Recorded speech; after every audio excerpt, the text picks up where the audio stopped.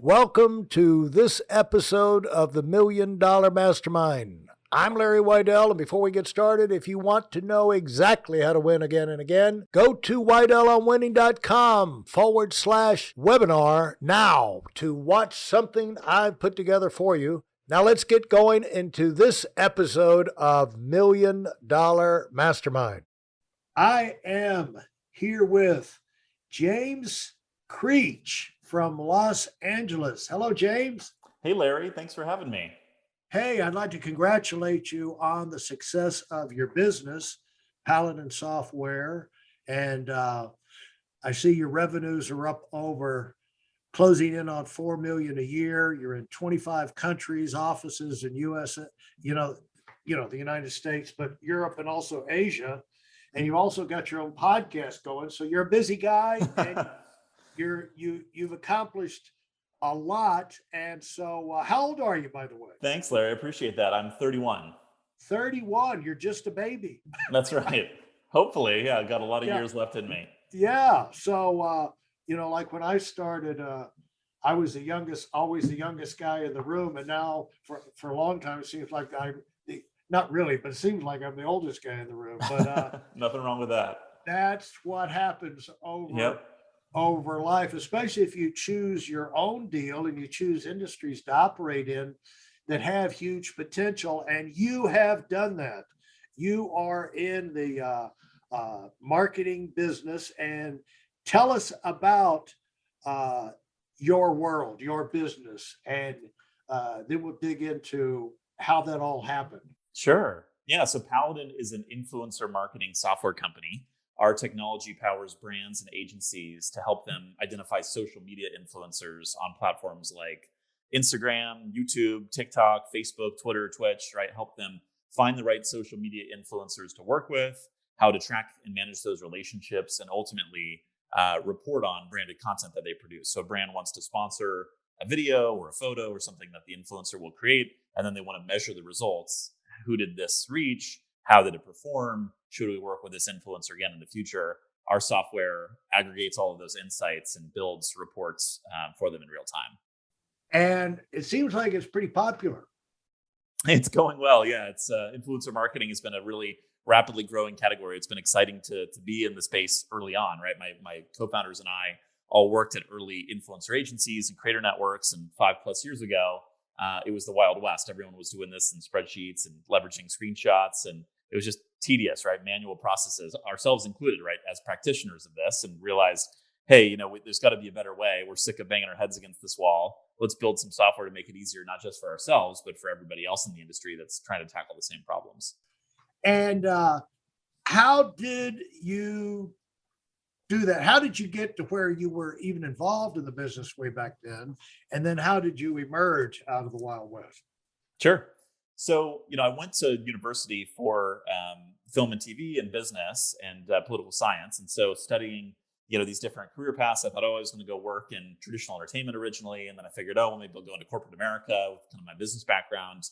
But I fell into working at this company right out of school that was an ad tech kind of startup. And so caught the startup bug early on, really liked being in early stage companies and being more entrepreneurial. And so went from there after 2.5 years at that company, went to that early influencer agency creator network called Ben Pixels, and witnessed these problems firsthand and just said, hey, there's got to be a solution for this, right? This is a rapidly growing industry. All these media companies are popping up. Influencers are building businesses. The creator economy is kind of unfolding before our eyes. Let's be, the folks building the picks and shovels to make this business easier. So to be honest, just kind of stumbled into it. Never thought this was going to be my path, but found my way into it and have really loved it ever since. It sounds like you could refer the influencer business kind of like a Match.com for businesses. Yeah, a little bit. A lot of people had a marketplace model early on where they said, okay, let's bring the influencers and the brands together and we'll facilitate these transactions. Of course, a number of agencies doing that too, saying, hey, we either represent influencers or we have good close relationship with these influencers. where we can help you work with the right brands and vice versa. Hey, brands, we know how to speak this language. We can make sure there's brand safety and that your values are reflected in the content that's being created. So certainly a number of folks popped up to serve those needs. And then we came in as an additional layer, really as a software as a service layer, to say, hey, we want to build the tools to facilitate these types of transactions, to arm the agencies and the brands with more effective technology to run better campaigns and do this business more effectively. So who uses your stuff then? I mean, it's not just you using your software, it's these agencies using your software as well, it sounds like. Yeah, that's right. So we power customers in a little over 30 countries now across 5 continents, work with a number of brands and agencies, esports teams, talent management companies, everyone from, like a Phase Clan to Viacom to small independent influencer agencies in, the Middle East or Southeast Asia and other emerging markets that you've probably never heard of, right? So it's interesting how this has quickly become a global phenomenon. And that's part of the fun for us is we're getting to work with companies large and small across the spectrum to help them achieve their goals through our software. Well, it's always fun to have business and to grow and uh, to have new customers coming in, regardless where they are. But it seems like a, a lot of the business that comes your way, what I like about what you're all about is growth and getting big and helping people grow and get big, which is what I've spent my life working on. And if people don't want to grow, they don't want to get big, they don't want, they're not going to be coming looking for you, are they? That's right. And their success leads to our success. That's really our philosophy, right? Is how do we, give you tools that fundamentally reimagine the way that you work with these influencers and save you time and help you run more effective, more valuable campaigns. And that's absolutely our philosophy, right? Is like, how do we help our customers be successful? If they're growing, we're growing, right? We want this industry to be growing as a whole. So we want to be a good steward. We want to be an important part of this industry as it continues to mature and making sure that people have access to the resources they need to fuel their growth. And most of that sounds, you know, the the first thing that comes to my mind is that is sounding like a lot of the BS that comes out of corporate America, like IBM is going to come in and we'll send a developer agent or we'll take you under our wing and we'll help you develop your business to where you're global. And they don't do a God blessed thing. It's just like a life insurance company, whole life insurance company, uh, going out and pretending that they're financial planners and or even a stock brokerage company, they run these ads. Hey, we it's funny, it's like they all think they invented this. Like, we're not going to be cold and impersonal. We're going to treat you like an individual. Shocker. That nobody's ever run that ad campaign before as a financial an investment program. And so, or bank, every bank, it just drives me nuts, James. Every bank, especially if they're new, is like, hey, we've got a new idea for running a bank. We're going to treat you like a person. And they don't, The truth. they don't. Yeah, sure. They treat you just like every other bank. And so when I hear this kind of conversation, it sounds like it could be in the wrong hands more blue sky. And so, how do you take your stuff? And why is your stuff? You're not growing if it doesn't work. So, how do you differentiate your stuff to where it really does perform? Yeah, it's a number of things. The first is we've invested very heavily in the technology, so we've got a large number of engineers constantly working on the software to make it better. We wanted to build a solution that encompassed all of the major global platforms, so we're not just focused on only Instagram or just Instagram and TikTok. We've really tried to go wide and cover in depth all of the different platforms, provide really in the weeds reporting so people get really strong analytics and can understand what content's working, what's not working, how do we improve the performance with these influencers over time. So that's things like daily data, right? Rather than just giving people lifetime values or end of the campaign reports. We want people to have kind of real-time analytics and reporting as the campaign's going on so they can understand what's working. So what you're saying is there, rather than wait till it's all said and done and the campaign's over and say, here's what happened, you're monitoring it as you go so people can track it. And also having that information allows them to make improvements or reiterate uh, the marketing strategy and kind of dial it in for greater effectiveness. 100%, right? I mean, postmortems are important. You absolutely want your end of campaign report, but if you wait until the end, oftentimes it's too late, right? I mean, you can learn for next time, but what we want to do is say, okay, well, we can give you all that. That's no problem. But why don't we go much deeper and give you, rather than just a snapshot, this real-time analytics into how the campaign's performing, and that way you can move quickly. You can turn on the dime if something's not working halfway through the campaign, or you launch and some of the influencers haven't posted, or it's not getting the traffic you were hoping for, or you're reaching the wrong audience. How do you pivot quickly and then make sure that you are reaching the folks you need to, so you can still learn throughout the campaign and optimize its performance as it's going on? Hey, listen, there's a lot of information online, but there aren't a lot of people who've actually done something. In my case, I've actually built a successful business that's accrued over $5 billion in assets under management and has done well even during trying times. Now, if you want to know exactly how I've done this, go to whitelmwinning.com/webinar now. I've compressed a decade of learning into 5 short weeks just for those of you who want to give yourself an incredible advantage and are tired of waiting and watching others move up. So let's break this down into someone who is just got a business and they're trying to get ideas that they could use themselves, because these winning principles are transferred across the board. A lot of times you don't see uh, immediately obvious how these things apply, but how these would apply, how what we're talking about here, how it would apply to an individual getting started or trying to move up, is to have daily targets, weekly targets, break these things down into bite-sized chunks, expect results every day, have a way of tracking those results and be able to react to it, be nimble on your feet, so that if you've got a losing program or a losing strategy, you can find out right away and make the adjustments. Because a lot of times losing strategies are almost winning strategies. And if you have the numbers on it, you can see what it is you need, to tinker with to turn a loser into a winner. But it's impossible to do that without the tracking of the numbers.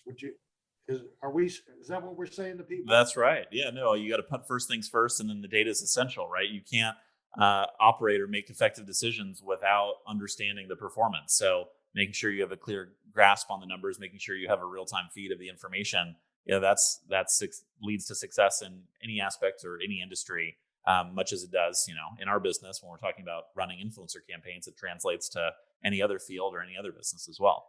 Well, it seemed like if I were to go to you, I would see, one thing is to track numbers, another thing is to track the important numbers. But it appears that you guys have figured out what are the key results and the key things to track to make the company grow. So for most marketing campaigns, what are the key things?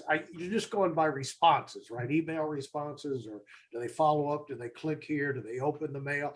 Or do they buy the product? What all do you track?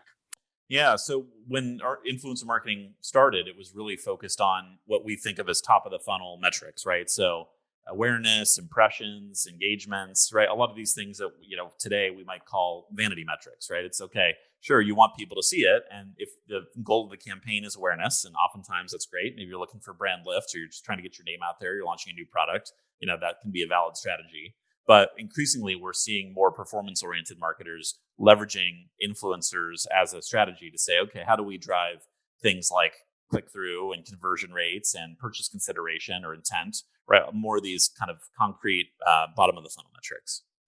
Well, it seemed like if you're going to run a campaign and be able to continue to run these campaigns, you've got to have the performance working for you, because the ideal is to be able to afford bigger and bigger campaigns, but you can't do it if the first campaigns don't work. And so, at what level do people bring in someone like you? I'd say, most people that want to engage software for their efforts are looking to turbocharge, a program that's already in place. Oftentimes, they might start off, dip their toe in the water through an agency partner. They're experimenting, and maybe they tapped into some marketplaces, or they've got some folks in house that are trying to work with influencers. And once those programs get up and running, they say, okay, we need to have better control of this information. We want to centralize the data. We want a dedicated CRM. We want this institutional knowledge to be codified in a single place so that we can, easily transmit it across the organization. If people leave, we've got, this central knowledge base. That's kind of step one. And then activation, right? How do we find the right influencers? Well, oftentimes that's manual and tedious. We're just searching through Instagram or YouTube or TikTok and trying to find the right people, but you never know if you're on track or not. It's much more helpful to have a robust search engine where you can dig down deep and pinpoint the right influencers based on your specific brand criteria. And then the last piece is activation, right? So how do we make sure that we're, tracking deliverables and overseeing the flighting of the campaign? And again, coming back to the real-time reporting, funneling in all the data, and then making sure we're hitting our targets throughout the campaign, not just at the very end. All of those pieces are essential, and it typically comes into play when a brand or an agency is a little bit more established and their influencer is a pretty important part of their strategy. Influencers are, it's kind of a version of affiliate marketing, or since, we've had people talk about that on here. When they launched their product, they tapped into the bloggers in there, they sent free samples to the bloggers that were in their niche, and they or they tapped into the affiliate marketing people in their niche. Sure. And gave them a piece of the action or something like that. But an influencer works a little different. How do influencers work? And I can't think of influencers without thinking of the girls in the bikinis with the selfies and the hair made up, the Kardashians.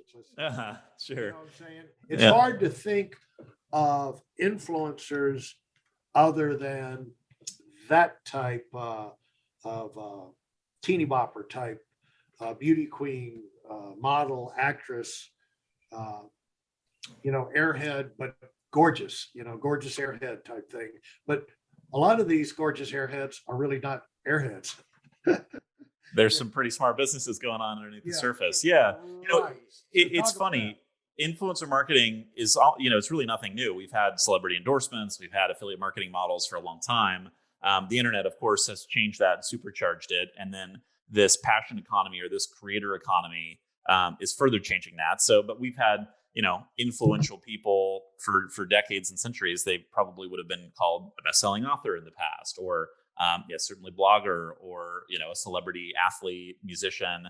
Now we've got those folks engaging with social media, but we also have this kind of organic, homegrown crop of creators on platforms. And that can be social media platforms like Instagram, YouTube, TikTok. That can also be B2B platforms like LinkedIn, or Twitter to an extent when it's used for B2B purposes. And then you've also got, this emerging class of creators and journalists and authors on Substack, right? And review and all these kind of newsletter platforms. What was that word? What was that word? Substack? Yeah, so Substack is probably one of the best known examples of these journalists and other independent writers leaving, in some cases, big publications like the New York Times to set out on their own and saying, hey, we can use technology and we can use the internet to build our own audience now. I don't need to work for a gatekeeper. I can create my own content. I can distribute it. I can monetize it without having to go through a magazine or, a newspaper or a TV station or a film studio, right? Anyone can build and engage an audience globally at this point through the internet. It's a lot more, right? We're seeing this evolution of platforms. You've got a whole host of new platforms popping up, like paparazzi and Dispo and OnlyFans and Community. You've got this whole new class of creator platforms and social media platforms to connect us all online. And the idea of an influencer is changing rapidly, right? Of course you think of more of the vapid Instagram, life is perfect, fashion and beauty, maybe lifestyle vloggers that people think of when they think of the term influencer marketing, but it can just as well be, an entertainer, a musician, an independent artist or a creator that's leveraging these platforms to reach their fan base in a more direct, authentic way. Give me a specific example of someone, a company you've worked with and you've connected them with influencers and you've monitored a success story. Give me a success story. Sure. Yeah. So, in many cases, our success stories are influencer marketing agencies that are running these types of campaigns on a daily basis. And so sometimes they will exclusively manage talent where an influencer will come to them and say, hey, I'm really good at creating video content, or I'm a musician, or, I'm a aspiring, sports star. And so I'm really good at building my audience, but, maybe I'm not so good at the business side. I need a manager who can help me monetize my content through ads and subscriptions and merchandise and licensing deals, partnerships, right? All the things that you would think about in kind of this new creator economy and these monetization models. And so these management companies, these agencies, they do this for a living. They say, okay, great, that's our expertise. We're going to supercharge your talent and tap into ways to monetize and activate this fan base. So we'll help build the infrastructure around you, but in order to do that, we need technology, especially when it comes to branded content, to save us time and generating sales materials. So we go out and pitch it to brands, and of course, tracking those campaigns or reporting back to the advertisers. So Coca-Cola or Nike or Toyota can say, hey, this was an amazing success, and we can compare these results against our other spends and out of home and print and traditional entertainment, and say, okay, this is why influencer marketing is delivering results for our brands. Let's go ahead and lean more heavily into influencer. Let's increase our spend. So that's what our software is doing, is it's taking them out of Google Sheets and email. What is the name of that category of management company? They're traditionally called digital talent management companies, like an Underscore Talent or an XX Artist. And then there's also influencer marketing agencies like the Sociable Society or Maiden, right? Any of these companies that we work with to help them with technology on the back end. And who should go to them? Well, certainly influencers want to work with them because they help magnify their growth and their impact. And then, of course, brands want to engage these talent management firms and these influencer agencies to help, reach the audience that they're looking for and translate their marketing objectives into actual results. Get more specific of someone, like a biggest success story of a company. You don't have to give the name of the company, but talk about how, if you're trying to sell me on this and your service and everything, show me a success story that you would talk about. Sure. Yeah, we have a number of case studies. We've done one with FaZe Clan about our impacts on their esports business. So they represent this roster of professional esports athletes who compete in online gaming competitions, and then they also have a team of streamers, so social media influencers who aren't necessarily pro level competitors, but they'll broadcast their gameplay on Twitch or YouTube, right? And so they've got these massive audiences of hundreds of thousands. It's incredible to me because I'm not young, and but these kids will get on. I read an article of a kid who got on, and it's a kid, he's like your age, but he was real good at playing some kind of game I'd never heard of. And within a week and a half of streaming, just let people know he was playing, and he was streaming himself playing the game. He had like tens of thousands of people following him, and he was like making a literal fortune. Oh yeah. And this is a global phenomenon, so you're tapping into things like that, right? That's right. And it's really powerful, right? Because that person doesn't need to get signed to, a pro sports team anymore, or get a record deal or a TV, contract. He can light up his broadband internet connection and go ahead and start streaming his favorite game on Twitch and build an audience in 10 days, like he said, and start building his this individual income stream as a result of these global platforms. Unbelievable. Now, talk to me about how you evaluate influencers. Is it a matter of followers, or do they have to hit a certain level? If someone was out there listening to this and say, I want to be, I don't want to build a brand, I want to be an influencer. So what level do they have to get up to be taken seriously? Yeah, there are a lot of criteria, and there are different levels of influencers. You've got, traditional celebrities who often have an audience outside of social media, but oftentimes reach pretty significant followers on social platforms as well. Then you've got, the mega influencers who have hundreds of thousands, or in many cases, millions of followers on social platforms. You've kind of got the creator middle class, which tends to be tens of thousands to hundreds of thousands of followers. And then you've got more of the emerging creators. That's micro influencers, which have between 1,000 and 10,000 followers on average. And then nano influencers, which have fewer than 1,000 followers. And of course, this varies by platform, but those are kind of the broad strokes. Okay, micro influencers, nano. Yep, mid-tier, and then the mega influencers who have over 100 million followers in some cases. Yeah, unbelievable. So it's like anything, you grow step by step up the ladder. That's right. But there are people who would go in there and start working with what you call a nano influencer. Yeah, every brand strategy is different. I think what we see as the most successful and impactful influencer campaigns tend to be with that mid-tier and the largest influencers. But that's not to say that, you can't do a successful micro or nano influencer activation strategy. And I'll give you a quick example, right?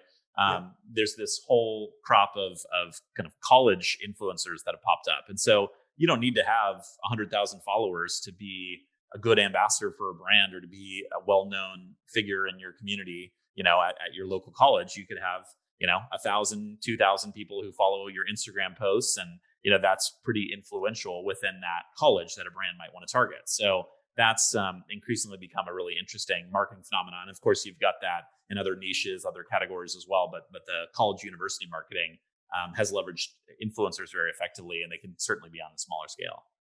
Well, thanks so much, James, for sharing that insight into that world that I'm familiar with. And, I'd heard the words, but I hadn't really had the explanations in depth like you've covered. And I appreciate you sharing that with us. Oh, my pleasure. I'm happy we could shed some light on it.